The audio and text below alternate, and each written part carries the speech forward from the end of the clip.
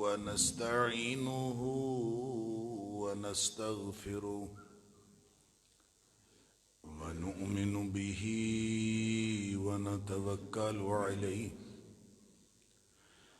ونعوذ بالله من شرور أنفسنا ومن سيئات أعمالنا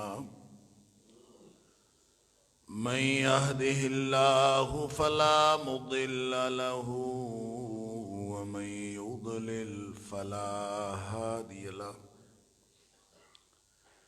وأشهد أن لا إله إلا الله وحده لا شريك له وأشهد أن محمدًا عبده ورسوله أرسله بالحق بشيرا ونذيرا بين يدي الساعة فمن يطع الله ورسوله فقد رشد واهتدى ومن يعص الله ورسوله فقد ضل وغوى فإنه لا يضر إلا نفسه ولا يضر الله شيئا نسأل الله ربنا أن يجعلنا ممن يطيعه ويطيع رسوله ويتبع رضوانه ويجتنب سخطه فإنما نحن به وله أما بعد فإن خير الحديث كتاب الله وخير الهدي هدي محمد صلى الله عليه وآله وسلم وشر الأمور محدثاتها وكل محدثة بدعة وكل بدعة ضلالة وكل ضلالة في النار فأعوذ بالله السميع العليم من الشيطان الرجيم من همزه ونفخه ونفثه بسم الله الرحمن الرحيم يا أيها الذين آمنوا بالله ورسوله والكتاب الذي نزل على رسوله والكتاب الذي نزل على رسوله والكتاب الذي أنزل من قبل ومن يكفر بالله وملائكته وكتبه ورسله واليوم الآخر فقد ضل ضلالا بعیدا۔ اے ایمان والو، اے ایمان کا دعویٰ کرنے والو، واقعتاً ایماندار بن کے دکھاؤ، اللہ پر ایمان لاؤ، اس کے رسول صلی اللہ علیہ وآلہ وسلم پر ایمان لاؤ، اور اس کتاب پر ایمان لاؤ جو اس نے اپنے رسول صلی اللہ علیہ وآلہ وسلم پر نازل فرمائی، اور اس کتاب پر بھی ایمان لاؤ جو اس سے پہلے نازل فرمائی، اور جو کوئی بھی اللہ کے ساتھ کفر کرے، فرشتوں کے ساتھ کرے، یا کتابوں کے ساتھ اور اس کے رسولوں کے ساتھ، یا پھر آخرت کے دن کے ساتھ، فقد ضل ضلالا بعیدا، پس یقیناً وہ بہت دور کی گمراہی میں جا گرا۔ ایمان کی حفاظت کے حوالے سے اللہ کی توفیق سے گفتگو کا سلسلہ جاری ہے، اور اس سلسلے میں ہماری گفتگو کا محور یہ ہے، اور یہ نکتہ اللہ کرے میری اور آپ کی ہم سب کی سمجھ میں آ جائے، اور ہمیں اس بات کی فکر لگ جائے کہ جس دل میں ایمان نہیں ہوتا اس دل میں کفر ہوتا ہے، چاہے بظاہر وہ اپنے آپ کو مسلمان کہتا ہو، چاہے وہ دعویٰ ایمان کا کرتا ہو، بلکہ مسلم شریف کی ایک روایت کے مطابق بھلے نمازیں بھی پڑھتا ہو اور روزے بھی رکھتا ہو۔ اللہ اکبر۔ وَإِن صَامَ وَصَلَّى وَزَعَمَ أَنَّهُ مسلم، وہ نمازیں بھی پڑھتا ہو، روزے بھی رکھتا ہو، اور یہ گمان بھی رکھتا ہو کہ وہ تو مسلمان ہے، یعنی اس کو یہ یقین بھی ہو، اس کے باوجود وہ منافق ہے۔ اللہ اکبر۔ تو یہ اس قدر خوفناک بات ہے کہ ہمارے دل میں کفر ہو، ہم اس کو چھپا کر اظہار اسلام کا کر رہے ہوں، اظہار ایمان کا کر رہے ہوں، تو یہ فکر بندی کی بات ہے۔ گزشتہ جمعے میں بھی اور اس سے پچھلے جمعے میں بھی میں نے عرض کیا تھا کہ صحابہ کرام اس بات سے ڈرا کرتے تھے اور ہر وقت اس فکر میں مبتلا رہتے تھے کہ کہیں ہمارے دل میں کوئی نفاق کی علامت تو پیدا نہیں ہوگی، کہیں ہمارے کردار میں کوئی نفاق کی علامت تو پیدا نہیں ہوگی، اس لیے کہ نفاق اور کفر میں کوئی فرق نہیں ہے، بلکہ نفاق بڑا جرم ہے کفر سے بھی۔ جس دل میں ایمان نہیں ہوگا اس دل میں کفر ہوگا، جس نے اپنے کفر کا اظہار کر دیا وہ کافر ہے، اور جس نے اپنے کفر کو چھپا لیا وہ منافق ہے تو کفر۔ اللہ اکبر۔ اور یہ اس کی پھر نشانیاں نبی کریم صلی اللہ علیہ وسلم نے البتہ ضرور فرمائی ہیں، اور ان نشانیوں کے بارے میں جو ایک حدیث زیر بحث تھی، اللہ اکبر، اس کو ذکر کرنے سے پہلے میں یہ عرض کرنا چاہوں گا کہ آج کا دن اور جو گزشتہ رات گزری ہے، اس پوری رات میں ہم نے سوشل میڈیا کے اوپر بھی ایک بڑا طوفان دیکھا، بلکہ گزشتہ 2-4 روز سے ایک طوفان کھڑا ہوا ہے، نیا سال آ رہا ہے، نیا سال آ رہا ہے، اور پھر گزشتہ رات جشن بھی منائے گئے، پوری دنیا میں جشن کا آغاز نیوزی لینڈ آسٹریلیا سے ہو کر اور پھر یہ پوری دنیا میں گھومتا ہوا امریکہ میں جا کے یہ جشن ختم ہوتا ہے، ساری دنیا جشن مناتی، حسب توفیق پاکستانی بھی مناتے، حسب توفیق جو بھی کوئی مسلمان ممالک کے لوگ ہیں وہ بھی حسب توفیق اس میں حصہ ڈالتے ہیں، اس لیے کہ اگر نیو ایئر کا جشن نہ منائیں تو لوگ تو ہمیں دقیانوسی کہیں گے، لوگ تو ہمیں پرانے لوگ کہیں گے، لوگ ہمیں اس زمانے کے لوگ سمجھے گے ہی نہیں، تو پھر لوگ یہ اس بحث میں بھی پڑھتے ہیں کہ پتہ نہیں نئے سال کی مبارکباد دینی چاہیے کہ نہیں دینی چاہیے۔ پھر بعض جن کے ایمان ذرا پختہ ہوتے ہیں وہ کہتے ہیں یہ عیسائیوں کا سال ہے، ہمارا تو ہے ہی نہیں، لہٰذا یہ ایک بحث عیسائیوں کے سال کی، اسلام کے سال کی شروع ہو جاتی ہے۔ اللہ اکبر۔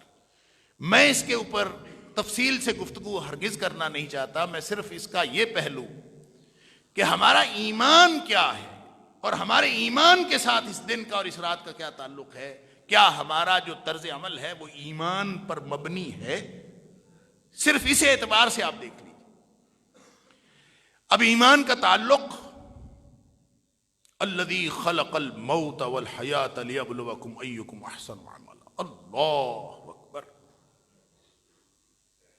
اس ذات نے تو یہ موت اور زندگی کا کارخانہ، یہ نظام ہائے شمسی، یہ نظام شمسی اور نظام قمری، اس نے تو یہ سارا بنایا ہی اس لیے ہے کہ تاکہ تمہارا امتحان کیا جائے، چاند بھی اس کا، سورج بھی اس کا، وقت بھی اس کا، مکان بھی اس کا، جہان بھی اس کا، سب کچھ اس کا، لہذا وقت نہ مسلمان ہوتا ہے نہ عیسائی ہوتا ہے، وقت وقت ہوتا ہے، صرف اس وقت کے ساتھ جو رویہ انسان رکھتا ہے اس رویے سے وہ وقت باعث برکت ہو جاتا ہے یا باعث نحوست ہو جاتا ہے۔ اس وقت کو آپ باعث برکت بھی بنا سکتے ہیں، اسی وقت کو آپ باعث نحوست بھی بنا سکتے ہیں۔ یہ جمعے والا دن ہم سب مسلمان یہ یقین رکھتے ہیں کہ یہ مبارک دن ہے، اس لیے کہ نبی کریم صلی اللہ علیہ وسلم نے اس کو برکتوں والا دن کہا۔ سوموار اور جمعرات کی خصوصی اہمیت احادیث کے اندر آتی ہے۔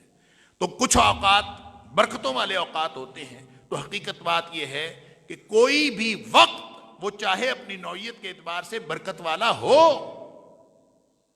وہ کسی شخص کے لیے برکت والا ہو نہیں سکتا جب تک کہ اس کا عمل برکت والا نہ ہو۔ اور یہ بات میں نے کئی دفعہ آپ کے سامنے رکھی کہ قرآن نے ان ایام کو، جن ایام میں قوم عاد پر عذاب آیا، ان ایام کو ایام النحسات کہا ہے کہ وہ بڑے ہی منحوس دن تھے۔ جن دنوں میں قوم عاد پر عذاب آیا وہ بڑے ہی منحوس دن تھے، ایام النحسات قرآن کہتا، منحوس دن۔ وہ دن پتہ کون سے تھے؟ کون سا دن تھا جس کو منحوس آپ کہیں گے؟ جس دن قوم عاد پر عذاب آیا وہ دن منحوس تھے، اور ان پر کس دن عذاب آیا؟ قرآن خود بتاتا ہے سورۃ الحاقہ کے اندر، 7 لیال و 8 ایاما حسوما، کہ وہ جو عذاب آیا تھا وہ 7 راتیں اور 8 دن مسلسل آیا تھا۔ 7 راتیں اور 8 دن مسلسل کسی قوم پر عذاب آئے تو اس میں سوموار بھی آتی ہے، اس میں جمعرات بھی آتی ہے، اس میں جمعہ بھی آتا ہے، اس میں شب جمعہ بھی آتی ہے، اس میں وہ مبارک گھڑیاں جو نصف شب کی ہیں وہ بھی آتی ہیں، جو پچھلی رات کی مبارک گھڑیاں وہ بھی آتی ہیں، اس میں جمعے والے دن کی مبارک گھڑیاں بھی آتی ہیں۔ وہ سارا کچھ اس کے اندر آتا ہے، لیکن وہ قوم عاد کے لیے سارے کے سارے دن منحوس دن بن گئے۔ ان کے لیے مبارک نہیں بنے، ان کے لیے منحوس بنے۔ اللہ، ہم نے کیا رویہ رکھا ہے وقت کے ساتھ؟ جشن منانا کس فکری منہج کا، کس نظریے، کس خیال اور کس عقیدے کا مظہر ہے؟ کس چیز کا اظہار ہوتا ہے جشن سے؟ سال گزرا ہے، نیا سال آنے والا ہے، کس بات کا جشن منانا؟ اگر تو یہ زندگی امتحان ہے، اگر اس پر ایمان ہے، اگر اس پر ایمان ہے، قرآن نے کہا وَمَن يَكْفُرْ بِاللَّهِ وَمَلَائِكَتِهِ وَكُتُبِهِ وَرُسُلِهِ وَالْيَوْمِ الْآخِرِ، جو کفر کرے گا، چاہے وہ اللہ کا کفر کرے، چاہے وہ فرشتوں کا کفر کرے، چاہے رسولوں کا کفر کرے، چاہے وہ کتابوں کا انکار کرے، چاہے وہ آخرت کے دن کا انکار کرے، کوئی بھی کرے، فقط ضل ضلالا بعیدا، وہ تو دور کی گمراہی میں جا گرا، اس کا ایمان کے ساتھ کیا تعلق ہے؟ لہذا جس کو آخرت کے دن پر ایمان ہے، سال گزرنے پر اس کی کیا کیفیت ہونی چاہیے؟ آخرت کے دن پر ایمان کا مطلب یہ ہے کہ ہم ہر لمحہ موت کے قریب ہو رہے ہے نا ایمان؟ ہر لمحہ موت کے قریب ہو رہے۔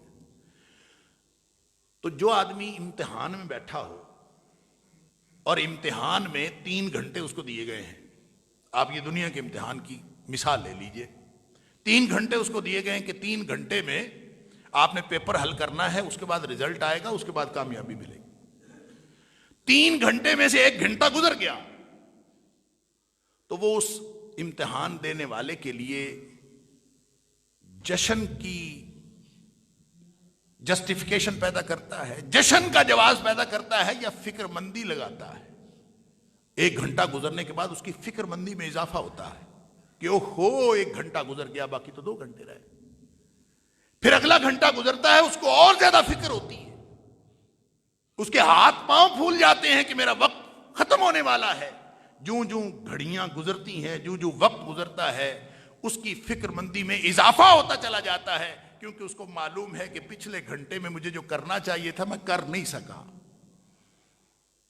تو تاکہ میں اگلا جو 1 گھنٹہ رہ گیا ہے، جو چند منٹ رہ گئے ہیں، میں اس کو اویل کر لوں، اس کو اس کی فکر اور زیادہ ہو جاتی ہے، فکر میں اضافہ ہوتا ہے۔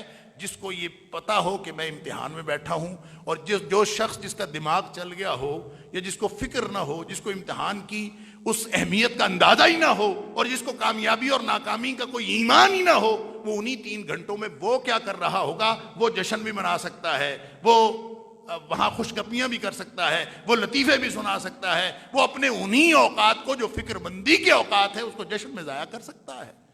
لیکن جس کا ایمان ہے اس نظام پر، وہ تو ایسا نہیں کر سکتا۔ تو بالکل یہی صورتحال ہے کہ سال گزرنے پر ہم تو اپنی موت کے 1 سال اور قریب ہو گئے۔ تو جو شخص موت کے قریب ہو رہا ہے، اگر اس کو ایمان ہے والیوم الآخر، اگر آخرت کے دن پر ایمان ہے، اور اس کو اس بات پر ایمان ہے کہ نبی اکرم صلی اللہ علیہ وسلم نے فرمایا، صحیح الجامع کی صحیح روایت ہے کہ ایک لمحہ زندگی کا اللہ کی یاد کے بغیر گزر گیا تو قیامت والے دن وہ ایک لمحہ حسرت اور افسوس بن جائے گا۔ جس کا اس بات پر ایمان ہے، سال گزرنے کا، کوئی سال عیسائی یا مسلمان نہیں ہوتا، سال سب اللہ کے ہیں، لیکن گزرنے پر رویہ کیا ہے؟ وہ ایمان کا رویہ اور ہے، نفاق کا رویہ اور ہے۔ ایمان کا رویہ اور ہے، کفر کا رویہ اور ہے۔ ایمان کا کیا رویہ ہے؟ اللہ فرماتا ہے یا ایھا الذین آمنوا اتقوا اللہ ولتنظر نفس ما قدمت لغد۔ اے ایمان کا دعویٰ کرنے والو، زندگی کو ہر لمحے اس ترجیحی نقطے پر ترتیب دیا کرو، اتقوا اللہ۔ کیا تمہاری زندگی اس ترجیحی نقطے پر گزر رہی ہے کہ ہر لمحے میں اللہ کی رضامندی کو حاصل کرنے کی تڑپ میں رہوں اور اس کی ناراضگی سے بچنے کی تڑپ میں رہوں؟ اتقوا اللہ کا یہ معنی ہے۔ یا ایھا الذین آمنوا اتقوا اللہ، اے ایمان کا دعویٰ کرنے والو، اللہ کی ناراضگی سے بچنے کو اور اللہ کی رضامندی حاصل کرنے کو پہلا نقطہ بنا لو اپنی ترجیح کا۔ اللہ اکبر۔ وَلْتَنْظُرْ نَفْسٌ مَّا قَدَّمَتْ لِغَدٍ۔ جس کا یہ ترجیحی نقطہ ہوگا، جس کے دل میں ایمان ہوگا، پھر اس کو فکر مندی پتہ کیا ہوگی؟ وَلْتَنْظُرْ نَفْسٌ مَّا قَدَّمَتْ لِغَدٍ۔ ہر جان پھر اپنا حساب رکھے کہ اس نے کل کے لیے کیا کیا ہے، یہ سال جو گزرا ہے اس میں کیا کیا ہے۔ اللہ، وہ یہ محاسبے کا وقت تھا، ہم نے جشن کا وقت سمجھا۔ جو اپنے حساب کتاب کر کے فکر مندی میں اضافے کا وقت تھا۔ مومن کو تو رات کو نیند نہیں آتی، وہ تو فکر کرتا ہے اس بات کی، اللہ اکبر، کہ میرا اللہ مجھ سے راضی ہو جائے، کہیں میں اللہ کی ناراضگی کا شکار نہ ہو جاؤں۔ جو اس بات کی فکر کرتا ہے وہ مومن ہوتا۔ اس لیے وہ جو حدیث میں آپ کے سامنے رکھ رہا تھا، بس میں ایک اشارہ کرنا چاہتا، میں اس کی تفصیل میں نہیں جانا چاہتا۔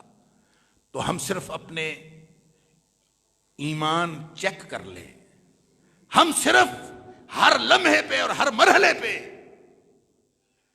مجھے بڑا ہی افسوس ہوا، ہم سارے، ایک میں نے ویڈیو دیکھی سوشل میڈیا کے اوپر، چھوٹا سا کلپ تھا، ہمارے مسجد کے ایک نمازی جو ماشاءاللہ بڑے اچھے نمازی ہیں، اللہ کرے میری پہچان میں غلطی ہوئی ہو، ان کو میں نے سڑک کے اوپر گاڑی میں گانا لگایا ہوا ہے اور ڈانس کرتے ہوئے دیکھا۔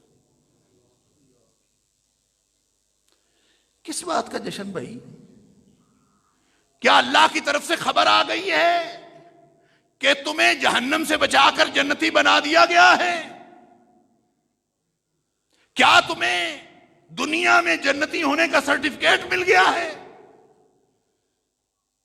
کیا تمہارے سارے دنیاوی اور اخروی غم ختم کر کے تمہیں دنیاوی اور اخروی ابدی خوشیوں کی نوید اللہ کی طرف سے سنا دی گئی ہے؟ اگر یہ بات ہے تو پھر تو جشن کی بات ہے۔ مومن کا جشن تو اللہ کی رضامندی کے ساتھ ہے، اور مومن کا جشن دنیا میں نہیں ہے، مومن کا جشن آخرت میں ہے، اور جنت میں جا کے سارے مومن ہر جمعے کو جشن ہوا کرے گا۔ حدیث کے اندر آتا ہے کہ ہر جمعے کو مسلمانوں کا گیٹ ٹوگیدر ہوا کرے گا۔ اہل ایمان جنت میں ہر جمعے اکٹھے ہوا کریں گے۔ پتہ نہیں وہاں پہ کیا سسٹم ہوگا، کیا نظام ہوگا، لیکن جہاں گیٹ ٹوگیدر کا تعلق ہے کہ ہر جمعے کو سب اکٹھے ہوا کریں گے، اس میں بھی عجیب و غریب اس کے اندر ڈسکرپشن ہے. ظاہر ہے جنت کی باتیں ہماری سمجھ میں نہیں آ سکتی، کیونکہ ما لا عین رات ولا اذن سمعت. اللہ اکبر. اللہ فرماتا ہے حدیث قدسی اعددت لعباد الصالحین، میں نے اپنے نیک بندوں کے لیے وہاں کیا تیار کر رکھا ہے؟ اللہ اکبر. ما لا عین رات، جس کو کبھی کسی آنکھ نے دیکھا نہیں، ولا اذن سمعت، کسی کان نے کبھی سنا نہیں، ولا خطر علی قلب بشر، کبھی کسی بشر کے دل پر کبھی ان نعمتوں کا خیال بھی نہیں گزرا، وہ اللہ نے تیار کر رکھا ہے. لہذا جو تصور، جو ڈسکرپشن نبی کریم صلی اللہ علیہ وسلم نے دی، وہ صرف ہمارے سمجھنے کے لیے ہے، لیکن وہ اصل میں کیا ہے وہ کہیں، وہ ہمارے خواب و خیال سے اور وہم و گمان سے کہیں بلند ہے. اس میں نبی کریم صلی اللہ علیہ وسلم نے فرمایا کہ جب جمعے کو گیدرنگ ہوا کرے گی، مومن جایا کریں گے، پتہ نہیں وہ کیسی گیدرنگ ہوگی، کتنی مبارک محفلیں ہوا کریں گی، جہاں نبی اکرم صلی اللہ علیہ وسلم موجود ہوں گے، جہاں صحابہ کرام موجود ہوں گے، انبیاء کرام موجود ہوں گے. اللہ تعالی ہم سب کو جنت میں ان محفلوں کا حصہ بنائے.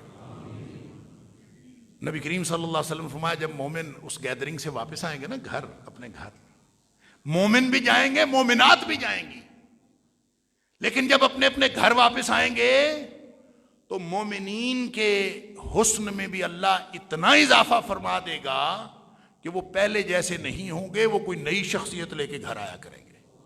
اور اسی طرح مومنات کی بھی اور ان کی جو ازواج ہیں، سب کے حسن کے اندر اللہ تعالیٰ نے اتنا اضافہ کر دیا ہوگا. یہ جو یوں لگتا ہے کہ یہ جو آدمی کے، یہ جو فطرت کے اندر ہے نا تنوع،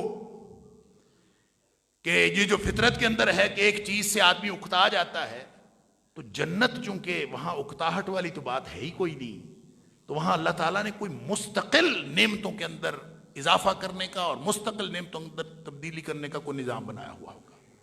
تو جشن تو بھائی وہاں بنتا ہے نا. یہاں کیا بدلا؟ سال بدلا، تاریخ بدلی، تو کیا بدلا ہے جس کا جشن ہے؟ کیا ہوا جو کل نہیں تھا آج ہے، یا کل تھا اور آج نہیں ہے؟ کیا بدلا ہے؟ جب کچھ نہیں ہے تو جشن کس بات کا؟ یہاں وہ لوگ جشن منائیں جن کا آخرت پر ایمان نہیں ہے، ان کو جشن منانا چاہیے، کیونکہ ان کا ایمان یہ ہے کہ یہ زندگی ملی ہے موت تک کی زندگی، آخرت پر ایمان نہیں ان کا. لہٰذا اس موت تک کی زندگی کے لیے جس بات پر جشن منایا جا سکتا ہے مناؤ. ایٹ ڈرنک اینڈ بی میری، یہ ان کا قانون ہے. کھاؤ پیو اور موج اڑاؤ. اور جیسے یہ فقرہ بولا جاتا ہے بابر بعیش کوش کے عالم دوبارہ نیست، کہ دوبارہ زندگی نہیں ملنی، اس میں عیش جتنا کرنا کر لو. جن کا آخرت پہ ایمان نہیں ہے وہ ہر موقع جشن کا موقع سمجھتے ہیں، اور جن کا آخرت پر ایمان ہے وہ ہر موقع امتحان کا موقع سمجھتے ہیں. یہ فرق. اب ہم دیکھ لیں اپنی اپنی زندگیاں کیسی ہیں. مجھے بلکہ کل میں دیکھ رہا تھا خبر، آج صبح ہی شاید، کہ برازیل کی، غالباً برازیل ہی ہے، کسی امریکی ملک کی، بر اعظم امریکہ کا کوئی ملک ہے غالباً برازیل، اس کی پارلیمنٹ نے ایبارشن کی اجازت دے دی ہے. وہاں ووٹنگ ہوئی اور ایبارشن کے حق میں کہ اس کی اجازت ہونی چاہیے 38 ووٹ پڑے، اور اس کی مخالفت میں 29 ووٹ پڑے. اس طرح سے قانون بن گیا. قانون کیا بن گیا کہ اب ایبارشن کی اجازت ہے، تو اب یہ قانون، اس قانون کا بل پیش کیا جانا، اس قانون کے اوپر ووٹنگ ہونا، یہ ہر چیز جو ہے وہ ایک سوالیہ نشان ہے کہ کیا یہ انسانوں نے قانون بنایا ہے؟ کیا یہ انسانوں نے وہ بل پیش کیا ہے؟ کہ وہ کیا چاہتے ہیں، کیا پیدا کرنا چاہتے ہیں انسانوں کے اندر، ان کی زندگی کا مقصد کیا ہے، وہ انسانوں کو کیا بنانا چاہتے ہیں؟ یعنی یہ سارے سوالات ہیں. لیکن جو اصل اس میں سب سے زیادہ فکر مندی کی انتہا والی بات ہے کہ وہ سوشل میڈیا پہ آپ تصویر دیکھیے گا، ہزاروں لاکھوں لوگوں نے باہر نکل کے جشن منایا ہے اس قانون پر. ان کی سڑکیں بھری ہوئی ہیں، بندے پہ بندہ چڑھا ہے، جشن منا رہے ہیں. کس بات پر؟ ایبارشن کی اجازت مل گئی ہے. کیا مطلب؟ انسان کو جانور بن کے زندگی گزارنے کی اجازت مل گئی ہے. جانوروں کی زندگی ہے نا، اب ایبارشن کی اجازت ہے، مطلب بدکاری کی اجازت ہے. پہلے بدکاری کے راستے میں رکاوٹ یہی تھی کہ کبھی پریگننسی ہو جاتی تھی، پھر اس کا کیا کریں؟ اب اس کی اجازت مل گئی، لہذا انسان اپنے جانور بننے پر جشن منا رہا ہے، انسان اپنی انسانیت سے دستبرداری کا جشن منا رہا ہے۔ تو جن انسانوں کے نظریات یہ ہوں ان پر کیا افسوس کرنا؟ افسوس تو ان پر ہے جو دعویٰ ایمان کا کرتے ہیں اور حرکتیں ساری کافروں والی کرتے ہیں۔ اس سے بڑی منافقت اور کیا ہوتی ہے؟ اسی کو تو نفاق کہتے ہیں۔ اللہ، بلکہ جو بڑی بڑی نشانیاں اور جو حدیث میں آپ کے سامنے اللہ تعالی ہمیں توفیق دے کہ ہم سمجھیں بھی اور عمل بھی کریں۔ میں تو صحیح بات ہے اپنے آپ کو بعض اوقات معذور سمجھتا ہوں اس بات سے، اور مجبور سمجھتا ہوں کہ میں تو پوری بات نہ سمجھ سکتا ہوں نہ سمجھا سکتا ہوں۔ اللہ، بات میں سے بات نکلتی ہے، بات لمبی ہو جاتی ہے، کسی اور طرف چلی جاتی ہے۔ تقریر کے خطبے کے سارے تقاضے بھی پتہ نہیں پورے ہو پاتے ہیں کہ نہیں پورے ہو پاتے۔ اللہ تعالیٰ ہماری کوتاہیاں معاف فرمائے۔ اللہ اکبر۔ حضرت ابن عمر رضی اللہ تعالیٰ عنہ کے پاس کچھ لوگ آئے، بخاری شریف کے اندر یہ موجود ہے۔ حضرت ابن عمر رضی اللہ تعالیٰ عنہ ایک فقیہ صحابی تھے، تو ان کے پاس کچھ لوگ آئے، ان کے بیٹے زید بن عبداللہ بن عمر، وہ روایت کرتے ہیں کہ میرے والد صاحب عبداللہ بن عمر کے پاس لوگ آئے اور انہوں نے کہا کہ ہم ایک بات پوچھی، ایسی جب بعض لوگوں کو اشکال ہوتا ہے۔ ان کا حضرت انا ندخل علی سلطاننا، ہم اپنے امراء کے پاس جاتے ہیں، بادشاہوں کے پاس جاتے ہیں یا حکمرانوں کے پاس جاتے ہیں، تو وہاں جا کے ہمیں ایسی باتیں کرنی پڑتی ہیں، فنقول لہم، ہمیں جا کے بادشاہوں کے دربار میں، کسی بڑے امیر آدمی کے دفتر میں، کسی کمشنر ڈپٹی کمشنر آج کے دور میں آپ یہ سمجھ لیں کہ وہاں جا کے انا ندخل علی سلطاننا، ہم اپنے بادشاہوں کے پاس جاتے ہیں، فنقول لہم، ہمیں جا کے ایسی باتیں کرنی پڑتی ہیں، ماذا ما لا نتکلم اذا خرجنا من عندهم، جو باتیں ہم اصل میں نہیں کرتے، جب ہم باہر نکل جاتے ہیں ان کے دفتر سے پھر ہم وہ باتیں نہیں کرتے۔ یہ چھوٹا سا معاملہ ہے، چھوٹی سی بات، تو اس کے بارے میں ہمیں فتویٰ بتائیں کہ باتیں وہاں کچھ اور کر بیٹھتے ہیں، ظاہر افسروں کے پاس جا کے باتیں کرنی پڑتی ہیں، اور جب ہم وہاں جاتے ہیں تو ہم اور باتیں کرتے ہیں، باہر نکلتے ہیں تو اور باتیں کرتے ہیں۔ اللہ اکبر۔ یہ افسروں کی بات تو دور کی بات ہے، جماعتیں بنی ہوئی ہیں، تنظیمیں بنی ہوئی ہیں، چاہے وہ سیاسی جماعتیں ہیں، چاہے وہ مذہبی جماعتیں ہیں، چاہے وہ معاشرتی جماعتیں ہیں، چاہے وہ فلاحی تنظیمیں، الا ماشاء اللہ، کبھی آپ کو کوئی بندہ شاید ہی کوئی ملے جو اپنے امیر کے خلاف باتیں نہ کرتا ہو، اور جب امیر کے سامنے جاتا ہے تو اس سے بڑا تابعدار اور تابع فرمان کوئی بندہ نہیں ہوتا، جب باہر نکلتا ہے تو ان کے خلاف باتیں کر رہا ہوتا ہے۔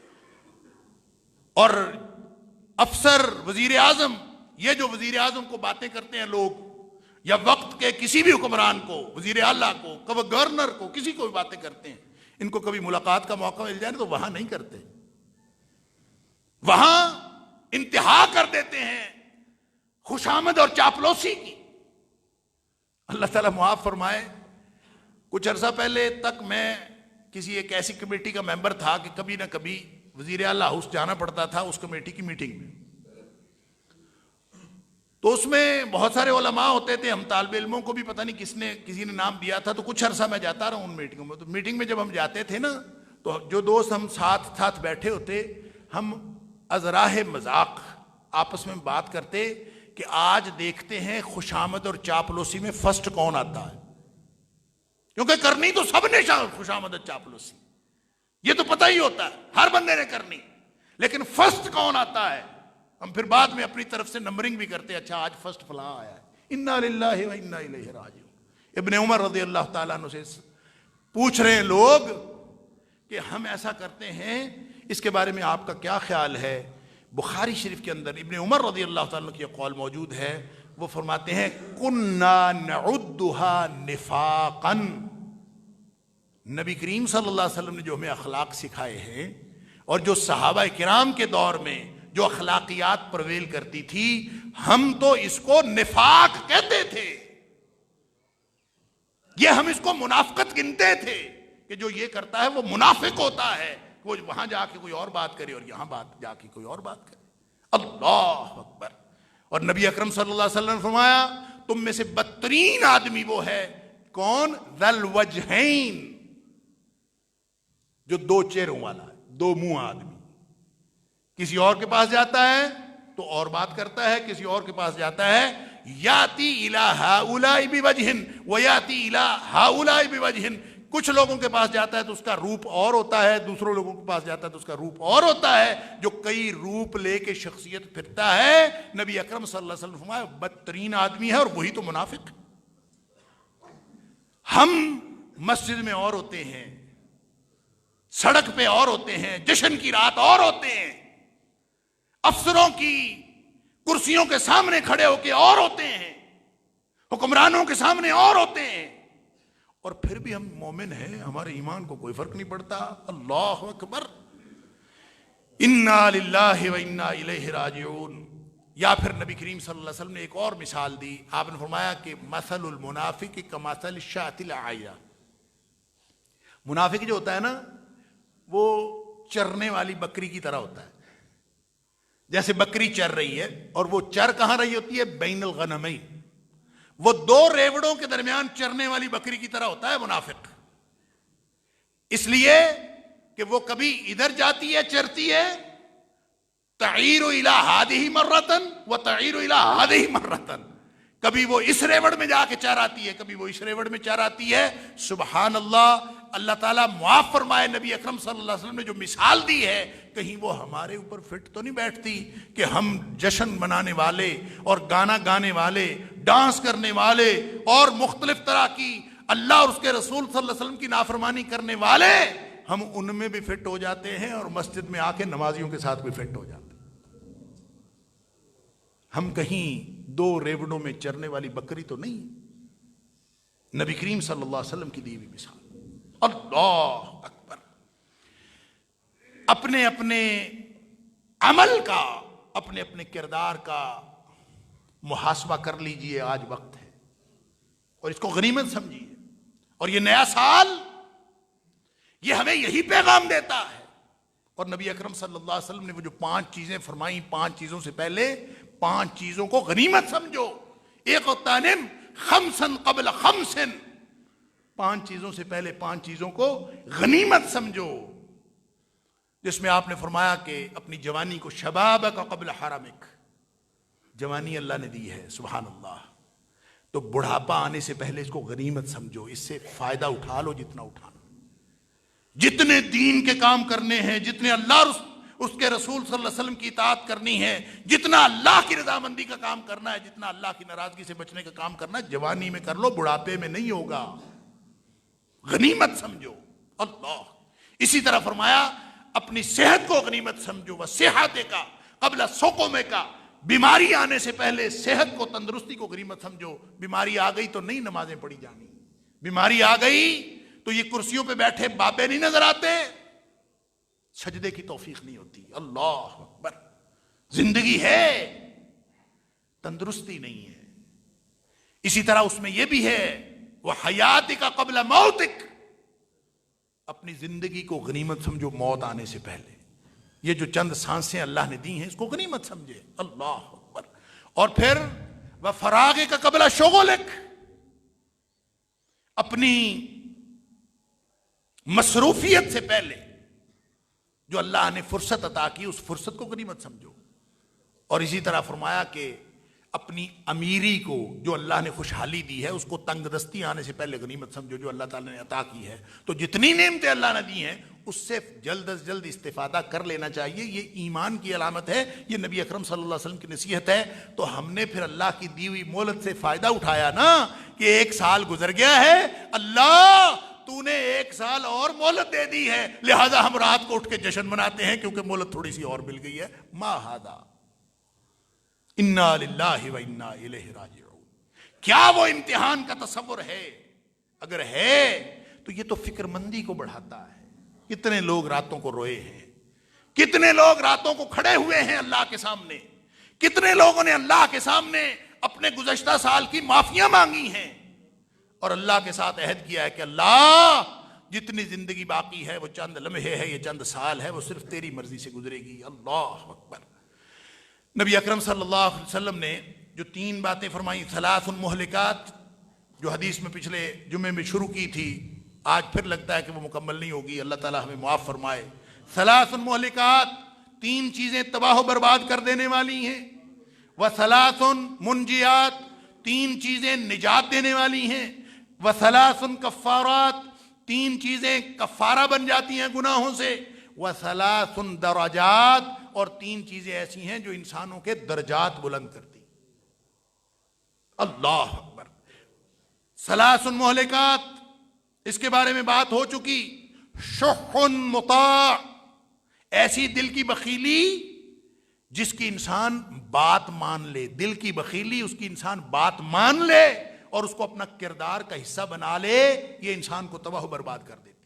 وہم متبعن، وہم متبعن، ایسی خواہش، ہوائے نفس، دل میں خواہش تو ہر ایک کے ہوتی ہے، تو انسان اگر خواہش کا غلام بن جائے، خواہش کے پیچھے چل پڑے، ہوم متبعن، ایسی خواہش جس کی اتباع کی جائے، اگر اس کے پیچھے چل پڑا تو یہ برباد کر دیتی ہے انسان کو۔ اللہ اکبر۔ قرآن کہتا ہے اورأیت من اتخذ الہہ ہوا، کیا تو نے اس شخص کو دیکھا جس نے اپنی خواہش نفس کو اپنا معبود بنایا ہوا ہے، وہ اس کی بات مانتا ہے، اللہ کی بات نہیں مانتا۔ اللہ، یہ تباہ و برباد کر دینے والی چیز۔ اور شح کو جہاں سے یہ حدیث چلی تھی، اس حدیث میں نبی اکرم صلی اللہ علیہ وسلم نے ان الشح والفحش والبذاء من النفاق فرمایا، جو بخیلی، دل کی بخیلی کو لے کر چلتے ہیں وہ تو منافق ہوتے ہیں، یہ تو نفاق کی علامت۔ اللہ، یہ برباد کرنے والی چیز۔ والمنجیات، جو 3 چیزیں نجات دینے والی ہیں، فرمایا اس میں فالعدل، اس میں ایک چیز تو ہے فالعدل فی الرضا والغضب، یا فی الغضب والرضا، کہ چاہے ناراضگی ہو، چاہے غصہ ہو، چاہے پریشانی ہو، چاہے خوشحالی ہو، فی الغضب والرضا، آدمی خوش ہو چاہے ناراض ہو، ہر صورت میں عدل کرے۔ کسی کے ساتھ پریشانی ہے، کوئی اس کے ساتھ ناراضگی ہے، دشمنی بھی ہو، فالعدل فی الغضب والرضا، ناراضگی ہو چاہے کسی کے ساتھ اس کے تعلقات اچھے ہوں، وہ ہر صورت میں عدل کرتا ہے۔ یہ ایک وہ چیز ہے جو انسان کو نجات دینے والی ہے۔ دوسری چیز فرمایا والقصد فی الفقر والغنا، دوسری چیز یہ ہے کہ انسان میانہ روی اختیار کرے، خرچ میں میانہ روی اختیار کرے، چاہے وہ امیر آدمی ہو اور چاہے وہ انتہائی مفلس آدمی، مفلسی میں بھی اور انتہائی امیری میں بھی وہ ہمیشہ میانہ روی اختیار کرے، خرچ میں فضول خرچی نہیں کرتا۔ اور فضول خرچی کے بارے میں پہلے عرض کر چکا ہوں کہ اس فضول خرچی 2 قسم کی ہوتی ہے، اور وہ صرف مال کی نہیں ہوتی، فضول خرچی ہر چیز کی ہوتی ہے۔ فضول خرچی اپنے جسمانی صلاحیتوں کی بھی ہوتی ہے، فضول خرچی وقت کی بھی ہوتی ہے، فضول خرچی اولاد کی بھی ہوتی ہے، اللہ کی دی ہوئی ہر نعمت کی فضول خرچی ہوتی ہے۔ اور وہ 2 طرح کی ہوتی ہے، ایک ہوتا ہے اسراف، عربی میں اس کو کہتے ہیں اسراف، اور دوسرے کو کہتے ہیں تبذیر۔ اسراف تو ہے کہ ضرورت کی جگہ پر آپ نے خرچ کرنا ہے، لیکن زائد ضرورت خرچ کر دیں تو یہ اسراف ہے، یہ بھی گناہ ہے۔ لیکن تبذیر یہ ہے کہ آپ جس چیز پر خرچ کر رہے ہیں اس کی کوئی ضرورت نہیں ہے، آپ گھر کے لیے سجاوٹ کے اوپر کروڑوں اربوں سجاوٹ پہ خرچ ہو رہے ہیں۔ بلکہ پچھلے دنوں مجھے پتا چلا کہ کسی کی شادی کا تذکرہ تھا، انہوں نے 14 کروڑ روپے صرف ڈیزائنر کو دیے ہیں، ہال ڈیزائن کرنے والے کو 14 کروڑ روپے۔ دروغ بر گردن راوی، پتہ نہیں روایت کرنے والی کی روایت صحیح ہے یا غلط ہے ہمیں نہیں معلوم، لیکن یہ 14 کروڑ زیادہ ہونے کی وجہ سے گناہ نہیں ہے۔ 1 روپیہ بھی اگر کسی ایسی جگہ پر خرچ کیا جائے جو ناجائز ہے، جو ضرورت نہیں ہے، فضول خرچ کیا جائے تو وہ تبذیر ہے۔ ضرورت کی چیز پر جب آپ زائد خرچ کریں گے، شادی 10,000 میں ہو سکتی ہے، وہ اس کے اوپر 10 کروڑ لگا دیتا ہے، یہ اسراف ہے۔ اور جہاں خرچ کرنے کی ضرورت ہی نہیں ہے وہاں وہ 1 روپیہ بھی لگائے گا تو تبذیر ہے۔ اور تبذیر کے بارے میں قرآن کہتا ہے ان المبذرین کانوا اخوان الشیاطین، جو ناجائز کاموں پر خرچ کرنے والے ہیں وہ شیطانوں کے بھائی۔ اللہ پر اللہ تعالیٰ معاف فرمائے۔ مجھے ایک واقعہ اکثر یاد آتا ہے کہ جب ہم یونیورسٹی میں پڑھتے تھے تو ہمارے ایک دوست، یعنی دوست کہہ لیجیے، ہمارے گروپ کا ایک آدمی تھا، اس کو سگریٹ پینے کی عادت تھی۔ تو ایک دن رات کو کوئی پڑھتے پڑھاتے ایسے کبھی باہر نکل جاتے تھے تو اس کے ساتھ میں واک کرتا ہوا باہر نکلا تو اس نے سگریٹ لینے تھے، اس نے کسی جگہ سے سگریٹ لیے اور سگریٹ لینے کے بعد اس نے مجھے کہا جی پیسے آپ نے دینے۔ مجھے آج تک یاد ہے کہ وہ پتہ نہیں 2 روپے کے سگریٹ تھے یا 3 روپے کے تھے، کوئی اس سے زیادہ نہیں تھے۔ تو اس نے چونکہ دوست تھا، کلاس فیلو تھا، اور وہاں جا کے اس نے سگریٹ لے لیے اور مجھے کہتا ہے پیسے دو۔ میں نے کہا میں نے تو نہیں دینے۔ تو کہتا ہے یار میرے پاس ہے نہیں، تم دے دو۔ میں نے اس کو دے دیے۔ آج تک مجھے یہ خیال آتا ہے کہ کہیں اللہ نے وہ تبذیر میں گن لیے تو میں کہاں حساب دوں گا۔ لیکن جو لوگ ہزاروں لاکھوں خرچ کر دیتے ہیں، میرے والد صاحب رحمۃ اللہ علیہ ایک دفعہ میرے گھر تشریف لائے، جب میں علیحدہ ہو گیا، اپنا گھر والا تھا میں، اور ظاہر تھا تو سرکاری گھر، لیکن والد صاحب تشریف لائے، یوں ڈرائنگ روم میں نگاہ دوڑائی، تھوڑی دیر کے لیے بیٹھے، بعد میں انہوں نے مجھے بلایا، مجھے کہتے ہیں حماد تیرے ڈرائنگ روم میں 3 چیزیں زائدہ ضرورت ہیں، وہ جو بڑا گلدان رکھا ہے اس کی کیا ضرورت ہے، اگر نہ بھی رکھا ہو تو کیا فرق پڑتا ہے، اور یہ جو فلاں چیز تو نے رکھی ہے اس کی کیا ضرورت ہے، اور اس پہ جو تو نے پیسے خرچ کیے ہیں قیامت والے دن اللہ کو کیا جواب دو گے۔ میں نے بتایا والد صاحب کو کہ یہ تو مجھے گفٹ ملے، یہ میں نے خرچ نہیں کیے، تو ان کی کوئی تسلی ہوئی۔ ہمیں حساب دینا ہے، یہ ایمان ہے، تو حاسبو قبل ان تحاسبو، تمہارا وہاں جا کے حساب ہو، اس سے پہلے اپنا حساب یہاں کر لو۔ اللہ تعالیٰ مجھے اور آپ کو، ہم سب کو ایمان کی یہ کیفیت عطا فرمائے، اور اللہ تعالیٰ ہم سب کو نفاق سے بچنے کی توفیق عطا فرمائے۔ وآخر دعوانا الحمدللہ۔